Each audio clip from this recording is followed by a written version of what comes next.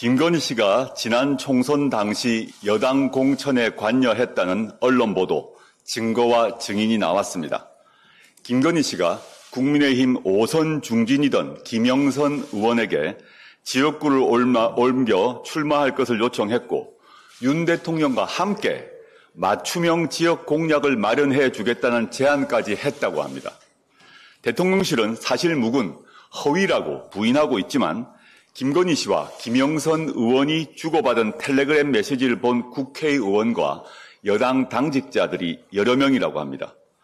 김영선 의원은 공천을 받지 못했지만 김웅 전 국민의힘 의원은 당시에 여사한테 텔레그램 받았다라고 자랑하고 다니는 사람이 있었고 실제 공천을 받았다고 말했습니다. 이 말은 김영선 의원 외에 또 있다는 것입니다. 공천 개입은 대통령이 해도 불법입니다.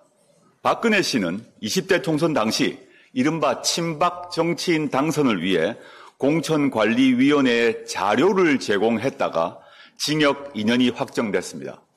당시 윤석열, 한동훈 두 검사가 이 수사와 기소를 지휘했습니다.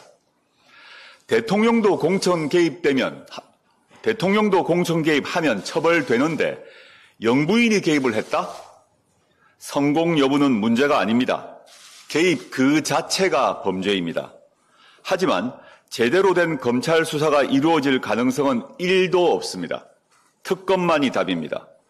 조국혁신당은 이 의혹을 수사 대상에 추가하여 지난 5일 김건희 특검법을 다시 발의했습니다.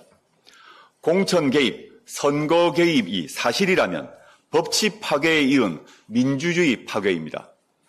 명품백 수수 의혹으로 두문불출했던 김건희 씨가 뒤에서는 여당의 공천과 선거에 깊숙이 개입했던 것입니다. 민주주의 절차를 지키는 정당이라면 국민의힘이 진실을 밝히는데 앞장서야 하는 것 아닙니까? 국민의힘 비상대책위원장을 맡아 선거를 진두지휘했던 한동훈 대표가 가장 분개해야 할 일 아닙니까? 특검 필요합니다. 윤석열 대통령은 또 거부권 행사로 아내의 사랑을 실천하겠지요. 김건희 씨에게 가져다 바친 면죄부가 영원할 것이라고 착각하지 마십시오. 국민이 지켜보고 있습니다. 세상이 무너졌다. 죽고 싶다. 사람들이 다 나만 쳐다보는 것 같아. 죽고 싶다. 딥페이크 피해자들은 죽고 싶다고 호소합니다. 그런데 경찰은 증거를 가져오라고 합니다. 피해자는 계속 늘어나는데 가해자는 없습니다. 윤석열 대통령이 국무회의에서 딥페이크 성범죄에 대해 강력한 대응을 주문했습니다. TF를 구성해 대응책 마련에 나섰지만 실효성은 알 수 없습니다. 중심적 역할을 해야 할 주무부서, 여성가족부는 장관이 공석입니다. 권한, 기능, 예산은 현 정권에 들어서서 모두 축소되었습니다. 체계적이고 민첩한 정부 차원의 대응과 대책이 어려운 상태입니다. 2022년 3,752건이던 딥페이크 성착취물은 2023년 21,019건으로 무려 464% 증가했습니다. 더 충격은 세계적으로 딥페이크 성착취물 1위가 우리나라 한국입니다.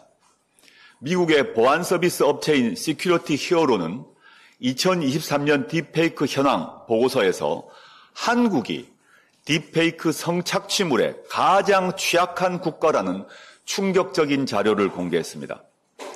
딥페이크 성착취물에 등장한 인물 중 53%가 한국인입니다. 2위 미국이 20%, 3위 일본이 10%, 격차도 매우 큽니다. 다름 아니라 우리 국민이 지금 범죄의 주요 표적이 되고 있습니다. 국가가 나서야 합니다. 국가가 보호해야 합니다.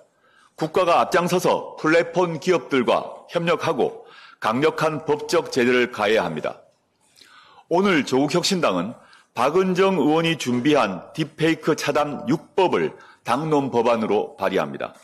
딥페이크 합성 제작뿐만 아니라 소지, 시청 행위도 처벌할 수 있도록 딥페이크 범죄에 대한 강력한 처벌을 통해 억제력을 높일 수 있도록 법적 제도를 강화하겠습니다.